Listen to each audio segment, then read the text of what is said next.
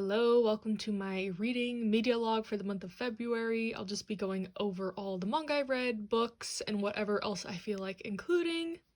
There will be timestamps, and as always, we'll start with the manga. It is about 3 weeks into February, and I was focusing my reading a lot on one series.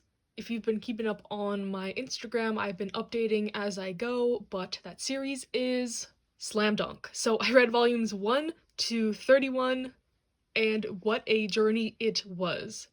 This is one of the main series on my TBR for 2023. I'm trying to do about one series a month from that. So last month I did Barakamon, this month Slam Dunk, next month who knows.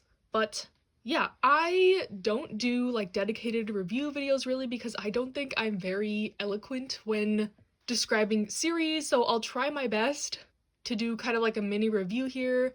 So that being said, I know a lot of people recently picked this up because of the reprints and are reading it for the first time. So if you want absolutely no context, no even minor spoilers, I would skip this part entirely. I'll put timestamps like I said. I'm not going to be spoiling like who won every game, stuff like that. But if you absolutely don't want any like mention of anything, just to be safe, I would skip this. So yeah. If you are familiar with my channel, you know that I am a sports manga connoisseur, and this is one of the like classics that I hadn't gotten to. So it was really cool to see some of the origins and see what a lot of my favorite more modern manga took inspiration from. I can definitely see it in here. So in that regard, I really do appreciate this series. I liked it a lot. I ended up giving it a 9 out of 10. But also, I would skip this section if you don't want to hear, like, any criticisms about this, because I did have my qualms, that's why it's not a 10 out of 10, but I guess I'll get those out of the way. So, basic summary of this, it's about this guy who enters high school. He's been really unsuccessful with love, and, like, on the first day of high school, he meets this girl who sees how tall he is and tries to recruit him into the basketball team, and because he's, like, head over heels for her already, he agrees. And it's kind of just his journey of playing basketball. They're a very underdog team.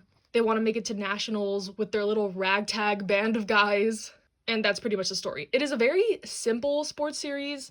The basketball is also realistic. There's no powers like Kuroko's basketball. So if you don't like those more like fantastical sports series, I would definitely stick with this. But yeah, it's just pretty old school and kind of nostalgic vibes as well. So I did enjoy my time reading this. I especially liked kind of the more like delinquent elements that were more present in the beginning. I wasn't expecting that. The characters are all very lovable, even though they are pretty rough around the edges for some of them.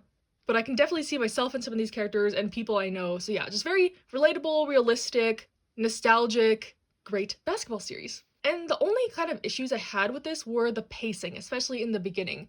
So the main character, he knows nothing about basketball, right? And normally in a sports manga, they'd have like a training arc and some practice games, kind of getting him acclimated to the sport. But no, this is a very much trial by fire, he is going right in there type vibe, which threw me off a little bit. Because I am such an avid sports manga reader, I will be the first to admit that there is a formula that a lot of series follows, and because this didn't really follow the formula, my brain was just not connecting with it at first. I don't know if this makes sense, but I was like, where's the training arc? I couldn't figure out who the main rivals were supposed to be. Like, I was just off guard, but the more I got into it and accepted that this is how it's gonna be, then I was really able to just fully be in it and enjoy it. And by the end, I was in tears. It was great. It was beautiful. It was magical. All the things. So yeah, highly recommend Slam Dunk. Only negative is the pacing's a little weird in the beginning, for me at least. And I also think this aged pretty well. The only thing that was kind of there's a lot of like fat-phobic jokes, especially with their coach. He is a bit heavier, but nothing to the point of making me super uncomfortable. But yeah, like even though he is like really in love with this girl, he's always pretty respectful to her, not like creepy or super pervy like in some manga from this time period. So yeah, overall great. The art is also amazing, of course. This mangaka is known for his art, so I definitely want to try Real. But the art was great in this, the characters were great. See what I mean of me not thinking I'm very eloquent? Like, what more is there to say about Slam Dunk? Highly recommend. I think you'll have a really fun time with this if you haven't read this. Like I did as like a first timer going into it, I had not seen the anime either, nothing. And I know a movie came out for this recently, so there's been a resurgence of like fan art and stuff like that, and I've been avoiding it so swiftly because I didn't want any spoilers. I am a person who doesn't really like spoilers at all if I can avoid them. So yeah. I will mention one more thing. about the characters. I wish we got a little bit more backstory on kind of like their home lives. The only thing we got about the main character was pretty tragic, so I was just like, oh dang, okay. But then the only other kind of backstory we got was from someone from another team in like one of the final volumes. So I don't know. I am just greedy. I want those things. Personal backstories are not needed in sports manga, but they're definitely welcome, which is why I enjoy stuff like Big Wind Up or Baby Steps, where their personal life is a lot more involved. But this is pretty streamlined about sports, about basketball. You can definitely see the love for basketball that the author has. It's really well conveyed in the series. So yeah, that is my mini review for Slam Dunk. Hopefully it made sense and maybe encourage you to pick it up. If you skip this portion because of potential spoilers, I don't blame you. But yeah, my brain was pretty much just Slam Dunk for like 2 weeks straight though. It's definitely staying in my collection. I can foresee myself rereading this in the future. I don't think I sped through it, but I definitely feel like I can get more out of it another time around if I take more time with it. I was just really invested, go, go, go. I did not expect to finish it so fast, but here we are, Slam Dunk. Is it my new favorite sports manga? No, but I definitely highly enjoyed this and can see why it is one of the great classics. And the only other thing so far I've read is volume 2 of In the Clear Moonlit Dusk. This is one where I enjoyed the first volume of it. It's about kind of the two princes of the school getting together. The older prince, he's in second year, she's in first year, is like immediately enamored with her beauty and doesn't understand why people are so intimidated by her and see her as like this prince only. So I like those aspects of this. He's definitely smitten for her, which is cool to see in a shoujo manga. And in this volume, they're doing a sort of trial dating to see how it goes, which is interesting. I like the development so far. The art especially is gorgeous. I think that'll keep me going with the series, especially unless something catastrophic happens.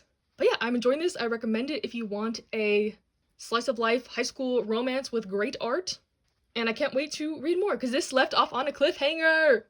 Hello, it is the end of February and I'll talk about all the rest of the stuff I've read in the month. Starting with a very solid read, highly enjoying this. I read volumes 3 to 6 of the Apothecary Diaries and I was so sad I didn't have volume 7 to continue, but yeah, I am really loving the series. It's about a girl who gets employed by the Imperial Palace. She kind of actually gets kidnapped and forced to work there, but they quickly discover that she knows a lot about medicine and herbs and plants, so she gets promoted to be a poison tester for one of the concubines of the Emperor. And it's kind of like a slice of life mystery series. My criticisms of it in the beginning were it was very episodic, but now it's getting kind of a more linear story. I am falling in love with the characters. I love their dynamics. I love the protagonist. She is a very no-nonsense, strong heroine, and yeah, I just really like it. I breezed through these like 4 volumes so quickly. I wanted to know what was gonna happen, and yeah, really looking forward to continuing this one. Hopefully they print the light novel eventually. And this also just got announced for an anime adaptation. That's another reason that got me into gear with catching up with this. I'm not an anime watcher, but I know a lot of people are going to be watching the anime, and now I can be more in the discussion, if you know what I mean.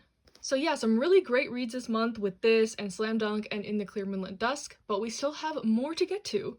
And that includes The Demon Prince of Momochi House. This is one I normally wouldn't pick up, but I got it from the library. So my library had been closed for about 6 months for construction, and they finally reopened it, which I am so grateful for, because that gives me the opportunity to kind of try these series I normally wouldn't. But the reason this kind of caught my eye this time was because I've heard it compared to Kami-sama Kiss, and I'm still like on the fence about if I want to collect that one, so I figured maybe I'll read this and get myself in the mood for kind of like a fantasy, yokai, shoujo, romance type vibe. And I think this one is decent so far. There are definitely pros and cons to it. I'll start with the pros. The art is amazing. The characters are also really endearing and lovely. The story is about this girl who inherits this house on her 16th birthday. She's an orphan, so she knows nothing about her family. But when she shows up to this house, it's already inhabited by these lovely looking boys, of course. But the reason they're there is they're kind of protecting this house because it is on the border of like the spiritual world and the human world. There's lots of like yokai inhabitants in this house, and the main guy is kind of like in charge of maintaining the balance. He can transform into like a yokai, and they urge her to like not come to the house. Like, girl, this is not safe in here, but she persists, wants to get to know them, get to know kind of like why she inherited this house, stuff like that. And where the cons come in is kind of in those aspects. The fantasy elements are really messy in my opinion. I feel like every volume they're just tossing in new elements, and I feel like a lot of it is gonna slip through the cracks. I don't think anything's gonna get a real like concrete conclusion. Maybe I'm being too pessimistic, but that's what I think. I think they're trying to make it like mysterious, but it's kind of just frustrating with how stuff is resolved so quickly, but then other things are not talked about again. Like they mentioned, he can't really be in his other form too long for some reason, and everyone has lost their memories of him in the human world, and there's this bad guy leaving seals all over the place that are causing havoc, and then there's this other villain guy, and then there's a teacher who has some connection to them, and the main character can kind of communicate with the yokai and do some things that normal humans shouldn't be doing. Stuff like that. Just all kinds of elements, random stuff. It feels like the author's kind of just throwing anything at it, but maybe they have a big like diagram of the order of events and everything's gonna get wrapped up nicely in the end. Who knows? Just from where I am now, it is kind of just nonsensical, but I think it's fun. Especially if you don't take this too serious, I think you can have a good time with it like I am. And also, every volume leaves off on a cliffhanger, and it's like just intriguing enough for me to want to keep going. Like, they can't just say that and leave, you know? So that's kept me hooked in that sense, and I will be continuing. Unless something goes terribly wrong in this, I'm just taking it as it is, as a very okay series in my opinion, with some gorgeous art and nice characters. And yeah, that is all the manga I read in this month, but I have one more like manga adjacent thing I want to talk about. And that is a graphic novel I started. I'm covering like my library's name right here, but I read the first volume of Check Please. I believe there's only 2 volumes. And I have volume 2 on hold at my library right now. It's not there. But yeah, this is a graphic novel. I think the last graphic novel I read was Bloom, also from the library, and I did not like that one very much, but people recommended me this one in the comments of that video. So I decided to check it out. It is about a guy who enters college. He's on the hockey team. He's not too good at hockey. He was a figure skater in high school, but it's kind of just about him getting to know his teammates and getting better at hockey. It's like a slice of life, sports, LGBT graphic novel. And that being said, it's pretty cute for what it is. There's kind of like a mic drop moment at the end of this, so I am excited to continue. But I don't think it was amazing, and this was written, I think, in 2014, so some of like the humor is pretty outdated. I don't think the author agrees with what these guys are saying at all, but it's very much like frat bro humor with some of the hockey team members, like, oh my gosh, I bagged so many chicks last night, like that kind of stuff. But other than that, this is pretty wholesome, and I will definitely finish it to the end. It's a pretty short series, and if you can get it like from the library, or I think actually you can read this for free on the author's website. I will link it in the description. So yeah, nothing amazing, but I had a good time with what I've read so far, and I plan to continue. So yeah, that is all the like manga and graphic novels, and we'll move on to the next section. Hello, onto the books. This might be the only book I read in February, but definitely need to talk about this one. I had mentioned kind of my initial thoughts in last month's reading log because I was about halfway through, but now that I finished the novel, I can definitely and wholeheartedly recommend this, which might come as a surprise coming from me, because I usually don't read this kind of genre, like a horror, brutal, psychological thriller, mystery type of vibe, but I did really like this one. The basic premise are this group of junior high kids think they're going on their class trip, but ends up they are selected for the program, which is a thing that happens every year in this kind of dystopian Japan, orchestrated by the government, where the kids have to kill each other until one victor remains. And unlike Hunger Games, this is not televised, it's not like a national spectacle, it's just something the government does every year for their own sick, twisted fantasies. So yeah, that's the basic premise of Battle Royale, and it just follows this group of kids in this game exploring some of the psychology, like why certain kids end up doing things that they wouldn't normally do, who are like wired to be this way potentially, what would you do in a stressful situation like this, stuff like that. So yeah, I really like the characters, even though a lot of them don't survive very long, so you can't get too attached, but I like them, I like the dynamics. This is a really long book, so you get a lot of time with at least a core handful of these characters. The setting is interesting, I like the descriptions, and yeah, there's not much more I can say. It's very brutal. I'll include some of more of the triggers right here. But yeah, this is a high-paced, action-filled book. You fly through it, in my opinion. There was a lot of twists and turns. My jaw was on the floor at certain parts. I was shocked up until the very end, pretty much. So yeah, this is a high action, high suspense, high drama novel through and through, and I really enjoyed it and glad I was able to read it. I'm really interested in trying the manga. I think I'm going to attempt to pick it up in Spanish. They have like omnibus editions that are not going to cost me an arm and leg like the English editions are. And of course, I think I'll try to watch the movie as well. I know it's taken me a long time to get on this. I'm sure most people watching this have seen some iteration of the story, the movie, the manga, the novel. But yeah, I'm really happy I got into this.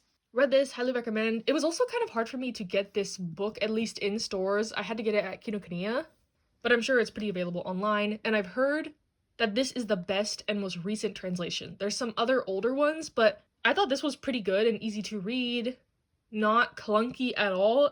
So yeah, highly recommend this translation, this novel, this story, if you're in the mood for, like I said, a pretty brutal thriller, mystery, horror novel. And now we are at the last section. I have not done like an additional media section in a while, but I did want to talk about some kind of shows that have been taking over my life this month. One, I got some comments about last month asking me like what my opinions were on this, so I decided to include it again. I didn't know so many people cared about my Drag Race opinions, but season 15 is airing right now. And I will say it's pretty good. I like all the queens, of course. They are all amazing, but you know, the main drama of the season, of course, is the episode length and the move to MTV. So that is definitely a shame in my opinion. I feel like you aren't really getting to know the queens as much as you usually would be. And even though they are switching back to the 90 minutes in March, it's like, it's gonna be the end of the season already. So what's the point? I hope they release like an extended cut or something in the future. But yeah, love the queens. Not much more I can say. It's Drag Race. They kind of follow a formula, to be honest. What I will say, my top favorites right now are probably Anitra, Sasha, of course, and Mistress. But that is not the only reality competition series I am watching. I apparently like pain, so I'm watching Boys Planet. Oh my gosh, Boys Planet. Okay, so if you know anything about me, I am an avid like K-pop survival show enjoyer or watcher. I don't know so much about enjoyer, but I watch Produce, Produce 101, Produce X 101, like all of the Produce series. But I will say Produce X 101 definitely put me through the ringer mentally. I was really invested in some of the contestants, especially ones from like other groups. Victon was one of like my top favorite groups, so yeah. Pain on pain on pain, and then the whole lawsuit happened, and yeah. So I kind of like didn't want to be involved in that scene anymore. I did not watch Girls Planet, but something about Boys Planet, I just was itching to get back into the like survival show mode, so I've been watching it, and so far I think it's pretty good. I'm trying not to get too invested in the contestants to save myself from future heartache, but like Drag Race, what more can I say? It's a Produce survival show. No matter how much they want to say it's not Produce, it's Produce. They did all the auditions. They're doing like the K versus the G group battles. I do like that there's more variety in like the countries represented in the G group this time, but I think it's apparent that not many of them are gonna make it in the final lineup, because yeah, they like to have their Korean trainees at the top, but apparently this is not rigged anymore, so allegedly, everything's alleged. But yeah, if you want to talk to me about Boys Planet, feel free to hit me up on my socials, but I will watch it to the end. I don't know if I'll like stan the boy group that comes out of it, of course, but something about these survival shows are so addicting to me, and yeah, so very like random tangents, but that is the video. Hope you enjoyed. Let me know what kind of media you've been consuming in this month. Manga, books, anime, shows, music, whatever. I'm very interested to hear. Stay safe, stay happy, stay healthy, and I'll see you next time.